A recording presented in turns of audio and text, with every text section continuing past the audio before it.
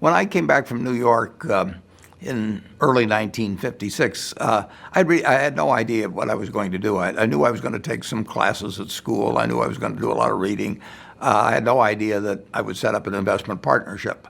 But a few months after I came back, some members of the family said, "What should we do with our money?" And I said, "Well, I'm not going back in the business of selling stocks, but if you would like to join me in a partnership, somewhat along the lines of the one I'd worked for when I was with Ben Graham," I said, "I'll be glad to do it." So within a couple of months after coming back, I set up the first partnership. And I was then renting a house. I never owned a house to that point. And I was renting a house at a block and a half away from the family grocery store. And it had a little tiny room off the bedroom. And that became the office. And then 2 years later, I bought the house I live in today in 1958.